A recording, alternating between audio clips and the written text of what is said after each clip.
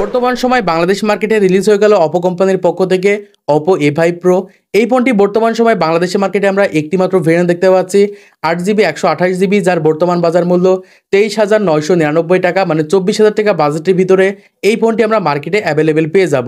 তো বর্তমান সময় যারা 24,000 টাকা বাজেটের ভিতরে এই স্মার্টফোনটি কিনতে যাচ্ছেন তাদের জন্য আজকের এই ভিডিওটা খুবই গুরুত্বপূর্ণ।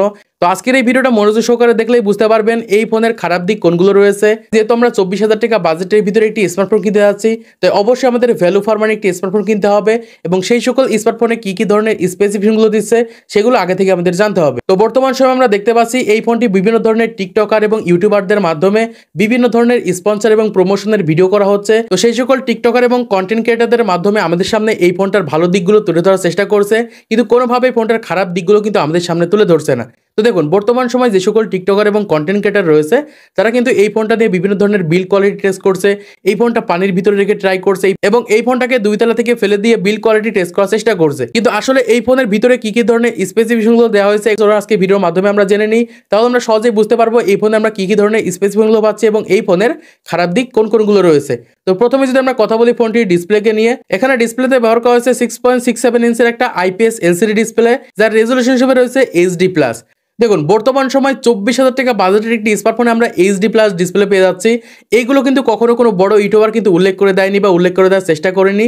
এই সকল ডিসপ্লেগুলো বর্তমান সময় 10,000 12,000 টাকা বাজেটের স্মার্টফোনগুলোতে ব্যবহার করা হয় এবং একই সাথে এই ডিসপ্লেতে রয়েছে 90 হার্টজের রিফ্রেশ রেট এবং ব্রাইটনেস যদি আমরা কথা বলি এখানে আমরা 100 নিটস ব্রাইটনেস ব্যবহার করা হয়েছে, যেগুলো আমরা 10 থেকে 12,000 টাকা স্মার্টফোনগুলোতে পেয়ে থাকি।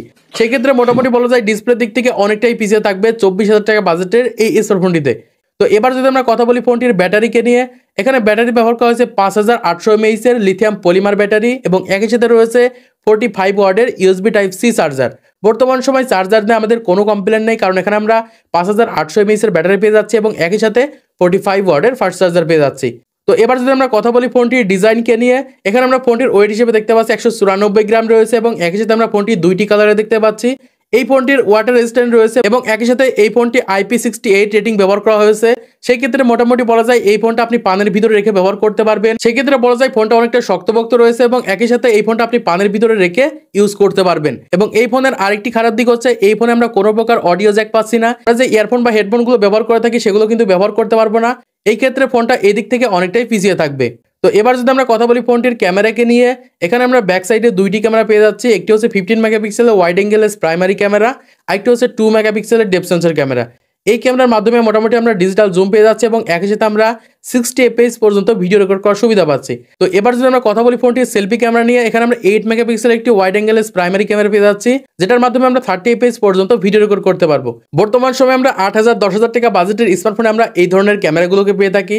এই ফ্রন্ট ক্যামেরার মাধ্যমে কোনো প্রকার আপনি ভালো কোয়ালিটির ফটো এবং ভিডিও শুট করতে পারবেন না, কারণ এখানে আমরা 8 মেগাপিক্সেলের ওয়াইড অ্যাঙ্গেলের প্রাইমারি ক্যামেরা পেয়ে যাচ্ছি, যেটার মাধ্যমে আমরা 30 fps পর্যন্ত ভিডিও রেকর্ড করার সুবিধা পাবো। সেই ক্ষেত্রে ফ্রন্ট ক্যামেরার দিক থেকে অনেকটাই পিছিয়ে থাকবে এই স্মার্টফোনটি। তো এবার যদি আমরা কথা বলি ফোনটির হাইলাইটেড বিষয় প্রসেসরকে নিয়ে, এখানে স্ন্যাপড্রাগনের একটি প্রসেসর ব্যবহার করা হয়েছে কোয়ালকম স্ন্যাপড্রাগন 6S Gen 1। এই প্রসেসরটির মাধ্যমে মোটামুটি আপনারা ভালো কোয়ালিটির গেম প্লে করতে পারবেন, যেখানে আমরা অক্টোকোর দেখতে পাচ্ছি এবং একই সাথে এই প্রসেসরটি আমরা 6 ন্যানোমিটারের সাথে দেখতে পাচ্ছি। সেই ক্ষেত্রে মোটামুটি প্রসেসরের দিক থেকে অনেকটা এগিয়ে থাকবে এই স্মার্টফোনটি। একই সাথে আমরা এই ফোনটি Android 15 এর সাথে দেখতে পাচ্ছি এবং রয়েছে ColorOS 15। মোটামুটি ইউআই নিয়ে কোনো প্রবলেম হবে না এই ফোনটির মাধ্যমে। তো এবার যদি আমরা এই ফোনটির খারাপ দিক এবং ভালো দিক আপনাদের সাথে তুলে ধরি, তাহলে আপনারা সহজেই বুঝতে পারবেন এই ফোনের খারাপ দিক কী কী রয়েছে এবং ভালো দিক কী কী রয়েছে। প্রথমে এই ফোনের ডিসপ্লের দিক থেকে অনেকটাই পিছিয়ে থাকবে 24,000 টাকা বাজেটের ভিতরে। দ্বিতীয় হচ্ছে এই ফোনের ক্যামেরা অনেকটাই বাজে। 3 নম্বর যে প্রবলেমটা রয়েছে, এই ফোনে কোনো প্রকার অডিও জ্যাক কিন্তু আমরা পাচ্ছি না। তো এবার যদি আমরা কথা বলি এই ফোনটার হাইলাইটেড বিষয় এবং ভালো দিক কোনগুলো, প্রথমে এই ফোনে বেস্ট একটি প্রসেসর ব্যবহার করা হয়েছে, একই সাথে এই ফোনে বেস্ট একটি ব্যাটারি ব্যবহার করা হয়েছে। সেই ক্ষেত্রে প্রসেসর এবং ব্যাটারির দিক থেকে ফোনটা অনেকটা এগিয়ে থাকবে। তো 24,000 টাকা বাজেটের ভিতরে যারা অপো A5 প্রো স্মার্টফোনটি কিনতে যাচ্ছেন তারা ইজিলি পারচেস করতে পারেন। যারা ভালো একটি ডিসপ্লে যাচ্ছেন এবং একই সাথে বেস্ট ক্যামেরা যাচ্ছেন তাদের জন্য কোনোভাবেই এই ফোনটা আমি সাজেস্ট করতে পারছি না। তো আশা করছি আপনারা বুঝতে পেরেছেন এই ফোনে কি কি ধরনের স্পেসিফিকেশনগুলো ব্যবহার করা হয়েছে এবং এই ফোনের খারাপ দিক কোনগুলো রয়েছে। তো আজকের ভিডিওটা যদি ভালো লেগে থাকে একটা লাইক করে দিবেন, চ্যানেলটি সাবস্ক্রাইব করে দিবেন পরবর্তী আরও স্মার্টফোন রিভিউ ভিডিওগুলোকে দেখার জন্য।